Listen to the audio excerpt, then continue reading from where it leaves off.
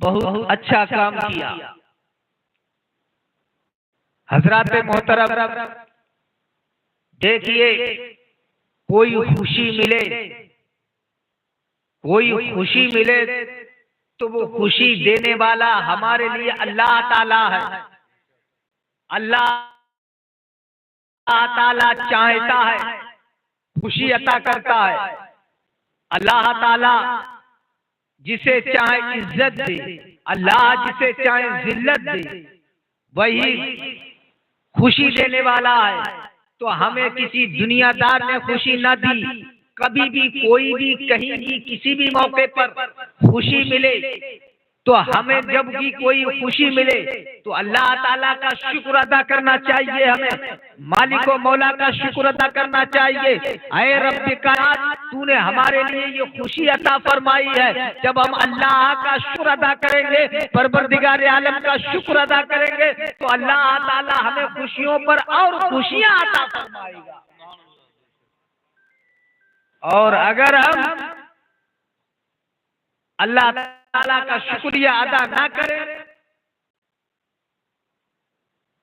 اگر ہم وہاں پر بجائے اللہ تعالیٰ کا شکریہ ادا کرنے کے بلکہ وہ کام کریں جن سے اللہ تعالیٰ نے رکنے کا حکم دیا ہے، جن سے اللہ تعالیٰ نے کام کرنے کو، جن کام کرنے کو اللہ تعالیٰ نے منع فرمایا، اللہ تعالیٰ نے سختی کے ساتھ روکا کہ یہ کام نہ کرو، اور اگر ہم وہی کام کریں تو بتاؤ اللہ تعالیٰ ہم سے خوش ہوگا کہ ناراض؟ اللہ ہم سے ناراض ہوگا۔ اور اگر اللہ تعالیٰ ہم سے ناراض ہو جائے تو اس کی طاقت کے سامنے کسی دنیا دار کی کوئی طاقت چلے گی؟ کسی اور کی طاقت چلے گی اس کی طاقت کے مقابل؟ تو جب خالق کائنات اگر ہم سے ناراض ہو تو دنیا پوری ہم سے راضی ہو، کوئی فائدہ ہونے والا نہیں ہے، کوئی فائدہ نہیں ہوگا۔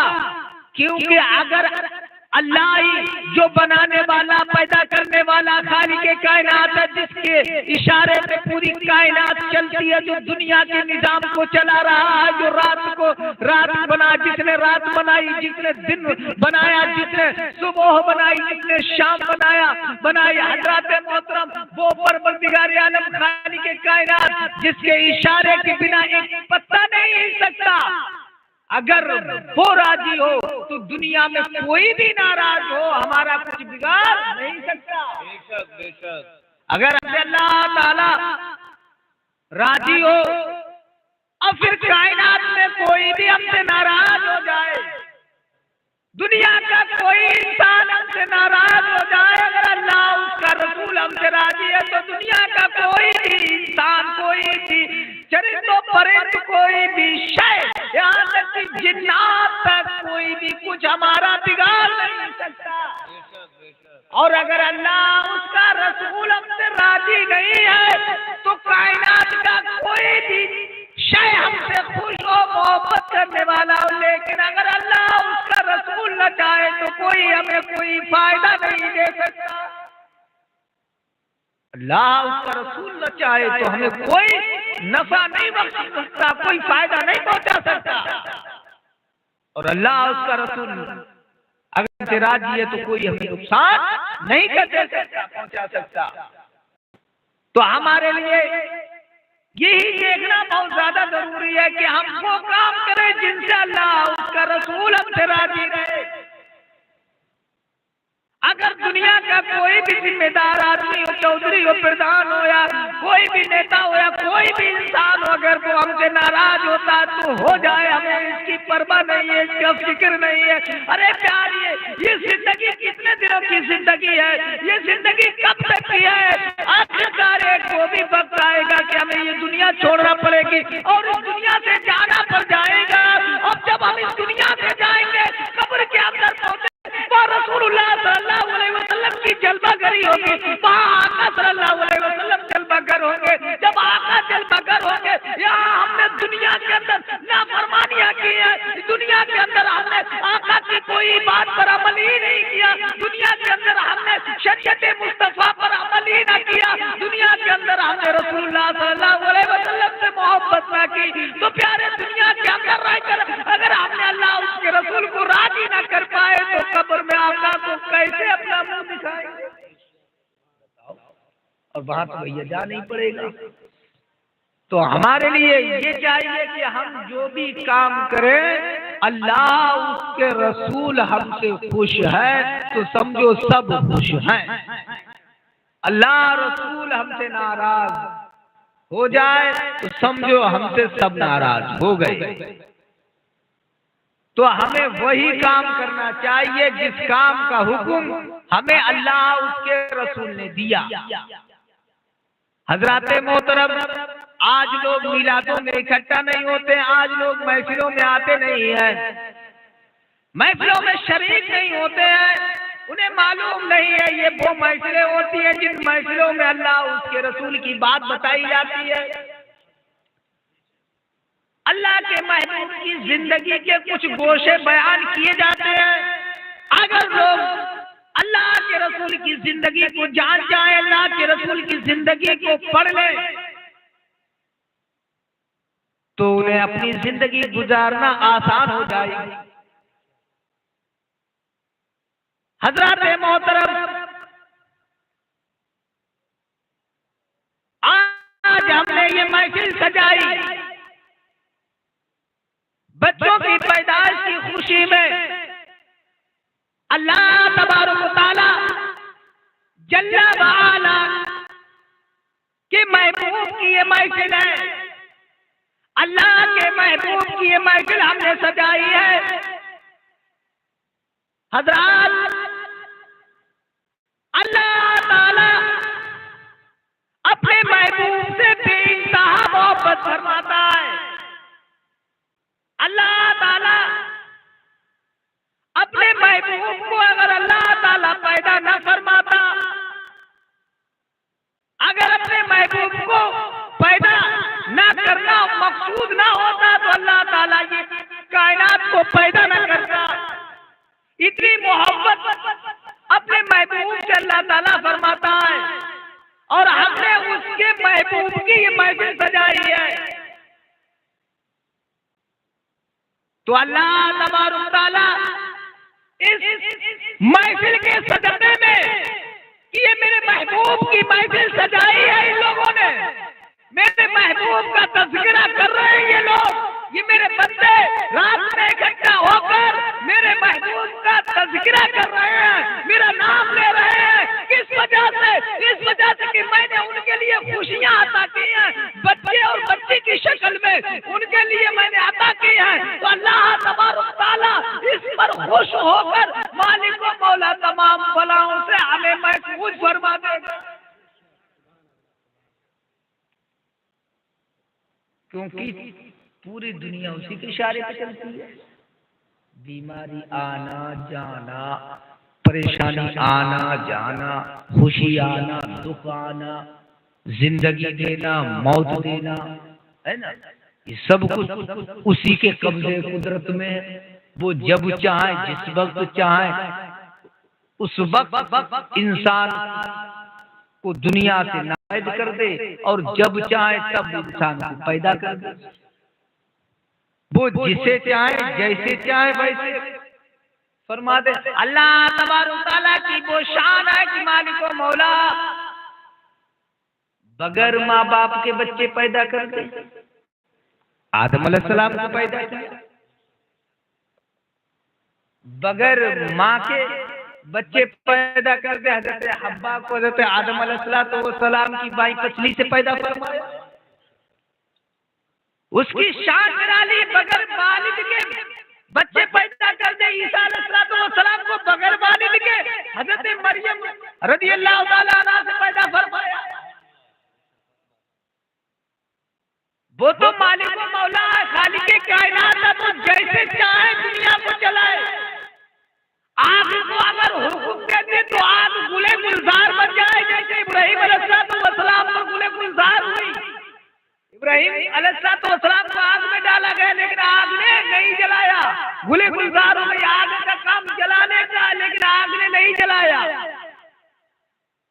وہ چاہے تو موسیٰ علیہ السلام کے لیے دریا سے پار کرا دے، پانی سے نکلوا دے۔ موسیٰ علیہ السلام کی پوری قوم دریا سے نکل گئی اور فرعون آیا ڈوب گیا، اسی پانی سے موسیٰ علیہ السلام اور بنی اسرائیل پار ہو گئے اور فرعون آیا اپنے لشکر کو لے کر وہ ڈوب گیا۔ تو اللہ تعالیٰ کی وہ شان ہے کہ مالک و مولا جو چاہے وہ کر سکتا ہے۔ ان اللہ علی کل شیء قدیر، بے شک اللہ ہر چیز پر قادر ہے، مالک و مولا ہر ممکن چیز پر قادر ہے، وہ جو چاہے وہ کر سکتا ہے۔ ہمارے لیے اس سے ہر وقت ڈرنا چاہیے۔ میں نے آیت کریمہ پڑھی ہے، یا ایھا الذین آمنوا اتقوا اللہ وکونوا مع الصادقین، اے ایمان والو اللہ سے ڈرو اور سچوں کے ساتھ ہو جاؤ۔ ہمیں اللہ سے ڈرتے رہنا چاہیے اپنی زندگی میں۔ جب بھی اپنا قدم نکالیں گھر سے تو یہ دل کے اندر خوف ہونا چاہیے، یہ دل کے اندر ہونا چاہیے ہمارے کہ ہم بھلے ہی ہم اللہ تعالیٰ کو نہیں دیکھ سکتے، ہم اللہ کو نہیں دیکھ رہے ہیں، لیکن اللہ ہمیں دیکھ رہا ہے۔ اللہ ہمیں دیکھ رہا ہے کہ ہم کوئی بھی کام ایسا نہ کریں کہ جس سے اللہ تعالیٰ کی نافرمانی ہو جائے، غلط ہو جائے۔ خوب یاد رکھو حضرات محترم، اور جو ہے ہمارے لیے اللہ تعالیٰ کا خوف سینے میں بسائے رکھنا چاہیے، اور اللہ تعالیٰ کے خوف میں ہمیں گریزاری کرنا چاہیے، اللہ کی عبادت کرنا چاہیے، نیک کام کرنا چاہیے، ہمیشہ برے کاموں سے بچنا چاہیے، غلط کام سے دور رہنا چاہیے۔ شراب حرام ہے، ہمارے مذہب اسلام میں شراب نہ پینا چاہیے۔ جوا ہمارے مذہب اسلام میں حرام ہے، اللہ نے حرام فرمایا ہے، اس سے دور رہنا چاہیے، وہ نہ کرنا چاہیے، وہ نہ کھیلنا چاہیے۔ اللہ تعالیٰ نے زنا کو حرام قرار دیا ہے، ہمیں زنا کے قریب نہ جانا چاہیے۔ اللہ تبارک تعالیٰ نے جن جن چیزوں کو حرام فرمایا ہے وہ حرام کام ہمیں نہ کرنا چاہیے۔ اللہ نے جو کام فرض کیے ہیں، ماں باپ کی خدمت اللہ تعالیٰ نے فرض قرار دی ہے، ہمیں ماں باپ کی خدمت کرنا چاہیے۔ میرے پیارے، اگر ہم ماں باپ کی خدمت کریں گے، ہمارے پورے ماں باپ ہیں، اگر ہم ان کی خدمت کریں گے تو اللہ تعالیٰ نے جو ہمیں اولاد عطا فرمائی ہے وہ اولاد آگے چل کر ہماری خدمت کرے گی۔ اگر ہم اپنے ماں باپ کی خدمت کریں گے، ہم اپنے ماں باپ کی فرما برداری کریں گے، ہم اپنے ماں باپ کی پریشانی کو سمجھیں گے، تو جو آنے والی اولاد ہماری ہے وہ ہماری پریشانی کو سمجھے گی۔ میرے ساتھ کر لیا تو اگر آگے تک لے کے گیا تو آگے اپنے باپ کو میں لے کر نہیں گیا تھا، میں یہاں تک لے کے آیا ہوں، اور تو مجھے آگے لے جائے گا تو تیرا بیٹا بھی تجھے آگے تک لے جائے گا۔ دوسری بات یہ ہے کہ دیکھیے، ہمارے ماں باپ کا ہمارے اوپر حق ہے، اور ہم اپنے ماں باپ کی خدمت کریں اسی طریقے سے۔ جب بچے چھوٹے ہوتے ہیں،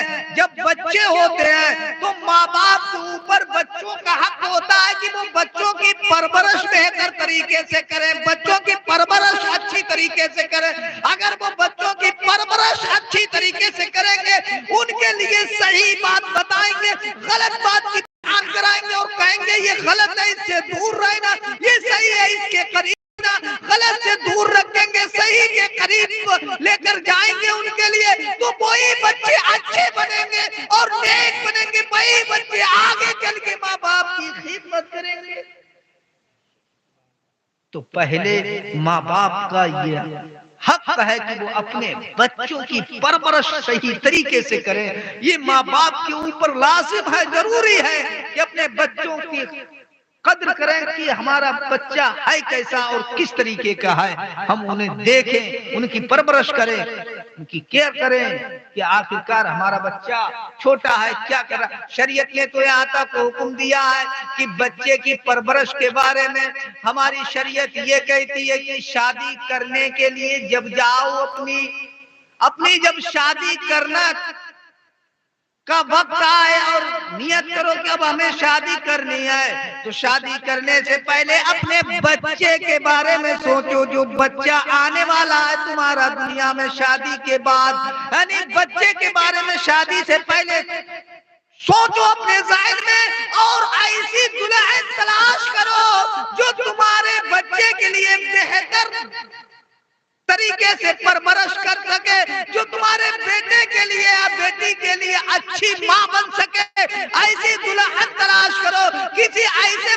کی لڑکی سے شادی مت کر لینا، کوئی آوارہ لڑکی سے نکاح مت کر لینا، ورنہ تمہاری اولاد بیکار ہو جائے گی۔ نیک اور پرہیزگار، اللہ تعالیٰ کی عبادت اور ریاضت کرنے والے، اللہ تعالیٰ کا نام لینے والے، رسول وقار کی زندگی کو جاننے والے اور آقا کی باتوں پر عمل کرنے والے، شریعت مطہرہ پر چلنے والے، نیک خاندان والے عورت سے نکاح کرو۔ یہ حکم دیا کہ ایسی عورت سے نکاح کرو پہلے تو، کیونکہ نیت یہ رکھو کہ جس عورت سے ہم نکاح کر رہے ہیں یہ میری اولاد کی والدہ بنے گی، میری اولاد کی ماں بنے گی، تو یہ میری اولاد کو نیک بنا پائے گی۔ جب ایسی یعنی کہ نکاح کرنے سے پہلے اولاد کا حق ہے، یہ کہ نکاح کرنے سے پہلے اولاد کا حق ہے کہ تم اس کے لیے ماں اچھی چنو، اچھی ماں کو تلاش کرو، اچھی ماں چنو اس کے لیے۔ جب اچھی ماں چن لو اس کے بعد یہ ہے کہ اپنی بیوی کو حلال رزق کھلاؤ، حلال روٹی کھلاؤ، اپنی بیوی کو حرام مت کھلاؤ۔ اگر حرام لقمہ اس کے اندر جائے گا تو وہ خون بنے گا، اور وہ خون بن کر اسی سے جو بچہ رحم میں آئے گا اس کی پرورش ہوگی اسی حرام لقمے کے خون سے۔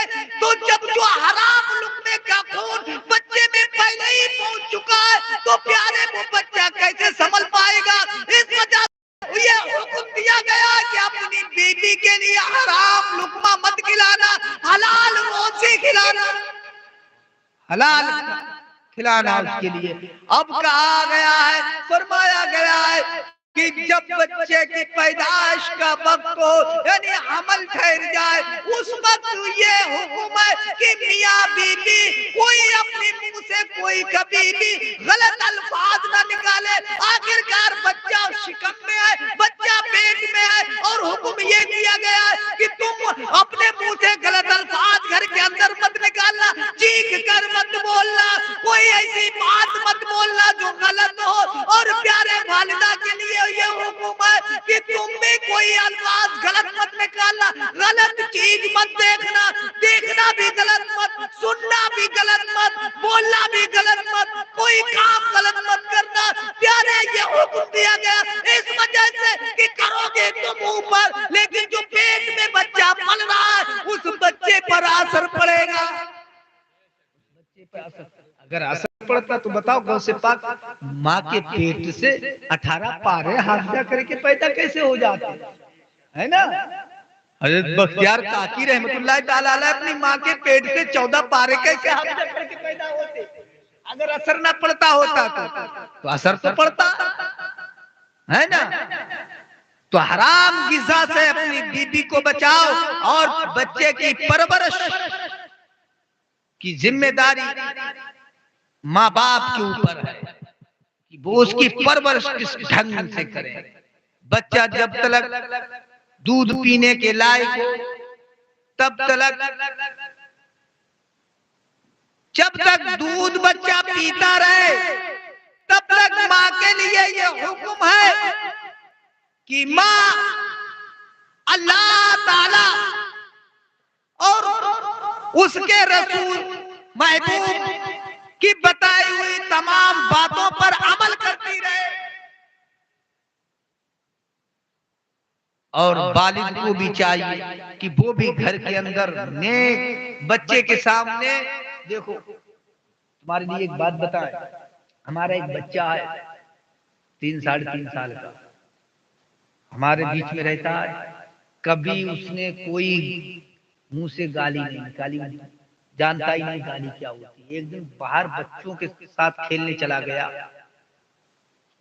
تو بچوں کے ساتھ کھیلنے چلا گیا تو وہ کیا وہ جملہ جو ہے پہلے بہت زیادہ بولا جاتا تھا، ویڈیو میں چلتا تھا وہ وغیرہ، ہاں یہی جملہ جو ہے باہر بچے بول رہے تھے، وہ اسے سکھایا باہر بچوں میں جا کے اور سکھایا، اور آ کے یہی جملہ ہمارے سامنے بولنے لگا گھر میں۔ ہم نے یہ کہاں سے سیکھا؟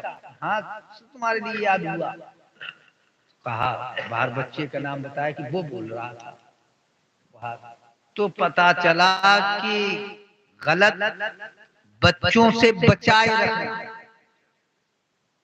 غلط بچوں سے بچا کے رکھنا، کیونکہ غلط کے ساتھ بیٹھنا، غلط کے ساتھ اٹھنا، غلط بچوں میں رہنا، کسی کی سنگت میں ایسے کے سنگت میں رہنا جو غلط ہو وہ غلط کر دیتا ہے، دوسرے کو غلط کر دیتا ہے.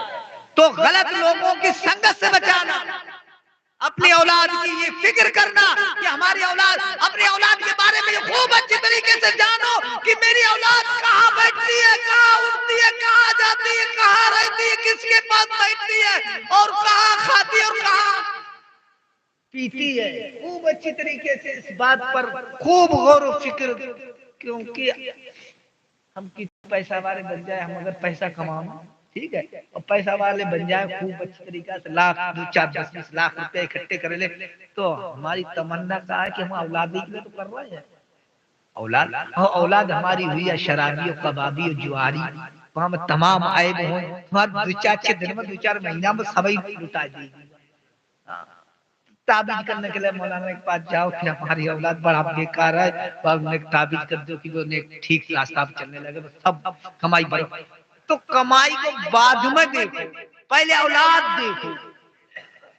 اگرچہ کمائی کم ہے اور اولاد بہتر ہے تو کمائی وہ کم کمائی کے لیے اولاد بڑھا دے گی، اولاد بڑھا دے گی اور وہ اپنی زندگی کو بہتر بنا لے گی. اور اگر اولاد بیکار ہے، اولاد غلط ہو گئی، اولاد غلط طریقے پہ پڑ گئی، تو کمائی تمہاری کتنی بھی زیادہ کیوں نہ صحیح، کتنی بھی زیادہ تمہارے پاس دولت کیوں نہ ہو، لیکن وہ اولاد جو بگڑی اولاد ہے وہ تمام کی تمام برباد کر دے گی. یہ تجربہ ہے، یہ دیکھا گیا ہے، اور ہم لوگوں کے بیچ میں یہ ہوا ہے، اور ہم نے دیکھا ہے کہ بڑے بڑے کروڑ پتیوں کی اولاد بگڑی تو ان کروڑ پتیوں کی اولادوں نے تمام کی تمام جائیداد اپنی بیچ ڈالی، اور آج ان کے پاس کچھ بھی نہ بچا، خاک پتی ہو گئے.